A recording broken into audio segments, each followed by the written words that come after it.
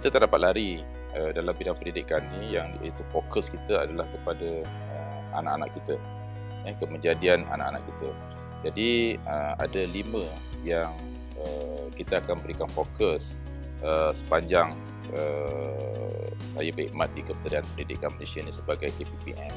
Yang pertama sekali ialah kita sedia maklum bahawa Pelan Pembangunan Pendidikan Malaysia 2013-2025 akan berakhir 2 tahun lagi.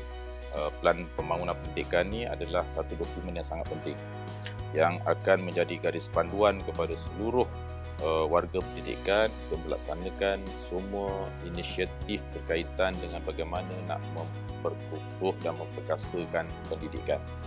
Jadi kita akan laksanakan pelan pendidikan yang baru. Jadi tahun 2024 ni kita sedang melaksanakan antaranya ialah sesi lipat urus, town hall, dan juga mendapatkan input dan pandangan daripada seluruh masyarakat berkaitan dengan apa yang kita nak kepada anak-anak didik kita pada masa akan datang. Jadi pelan pembangunan pendidikan ni adalah menjadi keutamaan kepada kita lah, supaya ada kesinambungan bila tamatnya PPPM 2023-2025 terus diikuti dengan pelan pembangunan pendidikan yang baru. Yang keduanya yang ingin saya berikan penekanan ialah berkaitan dengan bagaimana kita perlu mengukuhkan rangkaian pendidikan kita. Pendidikan ini adalah dinamik dan ianya memerlukan penglibatan semua pihak. Ianya bukan milik Kementerian Pendidikan sahaja. Jadi untuk itu, kalau kita nak meningkatkan kualiti pendidikan, kebersamaan daripada semua pihak, daripada pihak luar, PIBG, PIBKS, komuniti, industri dan sebagainya adalah sangat penting. Jadi kita melihat ini sebagai peluang terbaiklah kepada kita untuk memastikan bahawa pendidikan ini dapat dipacu dengan penglibatan daripada pihak di luar daripada institusi pendidikan, sama ada di dalam maupun di luar negara. Yang ketiganya adalah berkaitan dengan pengurusan sekolah. Kita akui bahawa di Malaysia ni ada 10,232 buah sekolah yang diteraju oleh pengetua dan guru besar. Jadi fokus kita adalah untuk kita pastikan bahawa 10,232 buah sekolah ini akan dapat diurus dengan sebaik-baiknya berdasarkan kepada dasar inisiatif yang digariskan oleh Kementerian Pendidikan Malaysia. Kerana itu kita nak pastikan bahawa pemimpin yang ada di sekolah adalah pemimpin yang benar-benar berkualiti. Itu kita akan jadikan fokus dan banyaklah program-program akan kita laksanakan untuk kita develop kepimpinan kita di peringkat sekolah supaya mereka ini boleh mengupayakan pengurusan sekolah, dapat memastikan proses delivery yang melibatkan dasar dan operasi sekolah ini dapat berjalan dengan baik, dan akhirnya natijahnya adalah murid-murid kita akan mendapat kesan yang positif terhadap kualiti pendidikan itu sendirilah. Yang keempatnya ialah kita dah ada banyak inisiatif yang sedia ada dari segi kurikulum, dari segi co-kurikulum dan sebagainya oleh Kementerian Pendidikan Malaysia. Jadi apa yang ingin saya tekankan ialah memperkasakan semua inisiatif yang ada ini yang berkaitan dengan inisiatif murid, inisiatif kepada guru dan inisiatif untuk meningkatkan kualiti organ sekolah kita. Bukan saja sekolah, tapi kolej vocational, kita ada institusi pendidikan guru, kita ada kolej matrikulasi. Semua ini akan kita perkukuhkan dari segi inisiatif-inisiatif yang ada untuk semua institusi kita ini bergerak dan juga kumpulan sasar kita ini dapat ditingkatkan dari segi kualitinya lah. Okay, dan yang akhir sekali adalah kita tak lupa bahawa nadi kepada sistem pendidikan kita ialah guru-guru kita. Kita ada 400 lebih guru-guru kita di seluruh negara. So kita committed untuk memastikan bahawa guru-guru kita ini akan menjadi guru-guru yang hebat. Jadi kita perkukuhkan keupayaan guru-guru kita khususnya melalui latihan-latihan yang pelbagai. Terutamanya apabila sekarang ini kita memberi fokus kepada banyak perkara-perkara baru yang melibatkan TVET, STEM, prasekolah, bahasa Inggeris, bahasa Melayu, digital dan sebagainya. So kita ingin memastikan bahawa guru-guru kita ini boleh diberikan input yang terbaik untuk meneroka pelbagai disiplin ilmu supaya akhirnya mereka boleh membantu anak-anak mereka di dalam bilik darjah, insya-Allah. So itu antara fokus kita dalam tahun 2024 ini. Baik, isu berkaitan dengan murid menghantar jawapan kosong itu bukan satu indikator yang melibatkan seluruh murid yang ada di Malaysia ini, dan saya melihat ianya tidak ada kaitan pun dengan bila kita mansuhkan UPSR dan juga PD3. Untuk makluman kita bersama bahawa dalam sistem pendidikan kita ini, bila murid-murid mempelajari proses PDP berdasarkan kepada kurikulum yang sudah ada, mereka ini tidak ditaksir. Itulah penilaian yang kita buat kepada anak-anak kita, dan kita dah ada satu pentaksiran yang holistik sifatnya, iaitu PBS. Kita ada PBD, kita ada ujian akhir sesi akademik, yang mana ianya bukan saja menilai aspek sumatif dan juga, tetapi juga formatif. Kita juga nilai dari segi perkembangan jasmani anak-anak kita melalui PAJSK. Kita nilai juga anak-anak kita melalui kecenderungan mereka, minat mereka melalui psikometrik. Dan saya kira ianya tidak berkait dengan pemasuhan UPSR dan juga PT3. Cuma yang paling penting ialah bagaimana melalui pentaksiran yang sedia ada ini kita boleh tingkatkan kualiti pedagogi kita untuk memastikan murid benar-benar menguasai kandungan kurikulum yang mereka pelajari. Jadi untuk itu, langkah yang dilaksanakan oleh Kementerian Pendidikan Malaysia, pertama sekali kita akan terus memperkukuhkan kefahaman guru-guru kita berkaitan dengan pentaksiran yang melibatkan, saya sebut tadi, PBS, PBD, UASE, psikometrik, PAJSK. Kita akan perkukuhkan kefahaman ini kepada guru, bukan sahaja guru-guru kita, tetapi juga ibu bapa kepada anak yang berada di sekolah masing-masing. Dan yang keduanya ialah dari segi kualiti item itu sendiri, kita perkukuhkan melalui latihan kepada guru-guru pembina item, dan untuk tahun 2024 ini juga kita serahkan atau berikan autonomi pembinaan item ini kepada guru-guru kita di sekolah. Ini selaras dengan Convention PBS yang telah dipersetujui bahawa item untuk ujian akhir sesi akademik akan diuruskan oleh pihak sekolah. Bagaimanapun, lembaga peperiksaan akan terus membantu memastikan bahawa kualiti dan standard item berkenaan adalah berada pada tahap yang terbaiklah dan berkualiti.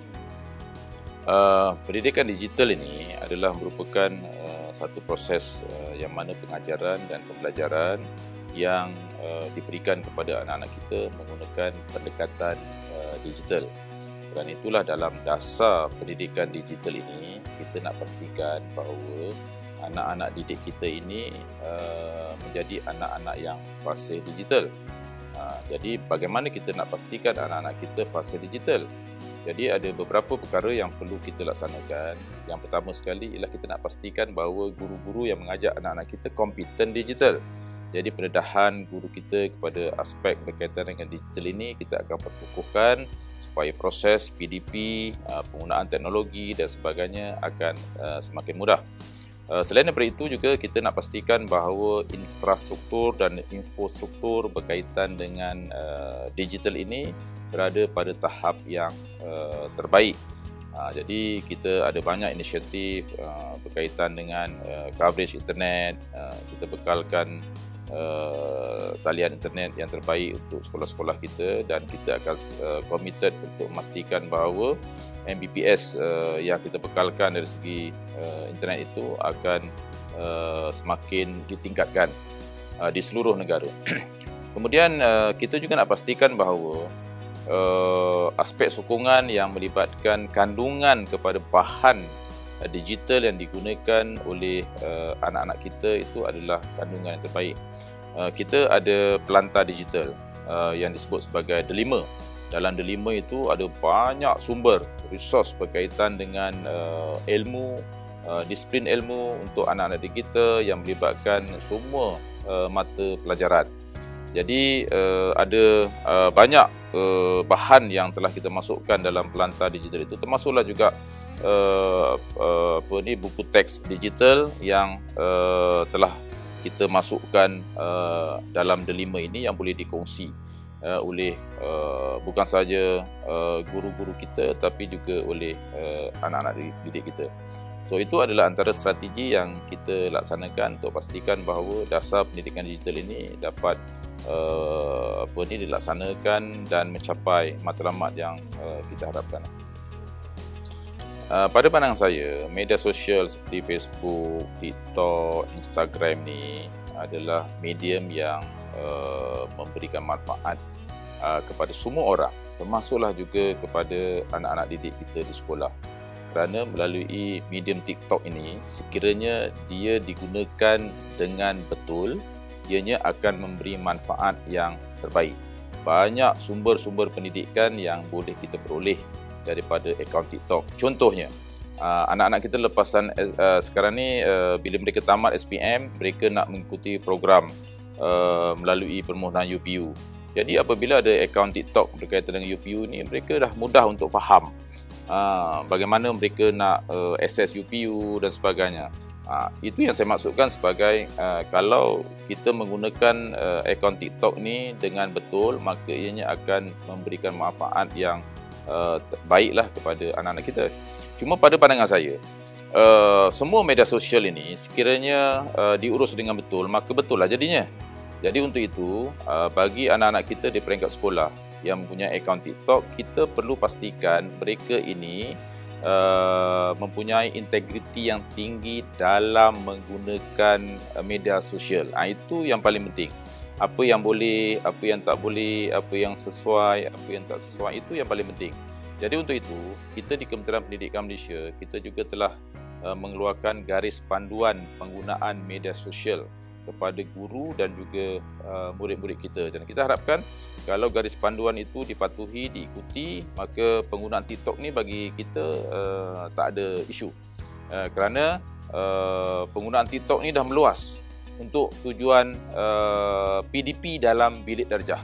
Bukan sahaja oleh guru tetapi juga oleh murid. Malah anak-anak kita dalam membuat persembahan proses pembelajaran juga menggunakan TikTok. Jadi pada pandangan saya tak ada timbul isu lah kalau anak-anak kita menggunakan TikTok, asalkan penggunaan itu adalah betul dan ianya akan memberi manfaat yang besar. So aspek integriti ni lah yang perlu kita berikan penegasan lah kepada anak-anak kita.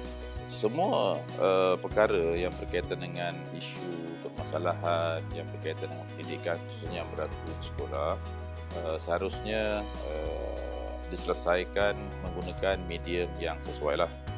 Sebab itu isu-isu itu adalah isu-isu domestik yang perlu ditangani di peringkat sekolah.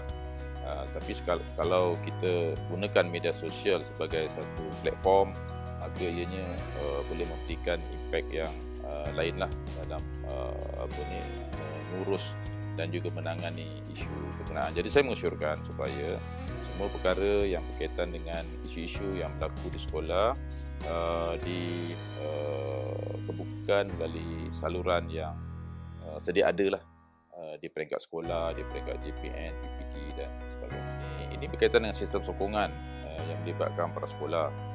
Saya sebutkan tadi bahawa kita dah ada satu pelantar yang dinamakan delima. Delima ini adalah merupakan satu pelantar yang mana banyak bahan sokongan yang kita letakkan di situ, tak terkecuali juga bahan sokongan yang digunakan untuk anak-anak kita yang berada di prasekolah. Kerana prasekolah ni ada kurikulum standard prasekolah kebangsaan. Jadi bila ada kurikulum standard prasekolah kebangsaan, maka kita susul dengan banyak bahan-bahan sokongan untuk tujuan PDP, termasuklah video dan sebagainya yang kita masukkan dalam pelantar delima. Jadi itu pendekatan kita untuk memastikan bahawa jurang pendidikan ini kita dapat tanganilah di peringkat sekolah. Dan seterusnya dari segi infrastrukturnya juga, prasekolah ini kita tak pernah kesampingkan. Jadi setiap kelas atau sekolah yang ada prasekolah, sebanyak 46% sekolah telah disediakan dengan talian jalur lebar lah, 4G.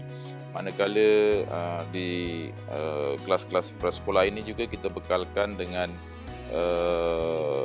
komputer dan juga televisyen untuk memastikan bahawa anak-anak kita tidak tertinggal dalam menggunakan pendekatan digital. Bagaimanapun kita akan terus bertingkatkan dari masa ke semasa untuk memastikan bahawa anak-anak kita yang melalui proses pendidikan awal ini tidak terlepas daripada akses pendidikan digital seperti rakan-rakan mereka yang berada di sekolah rendah, InsyaAllah.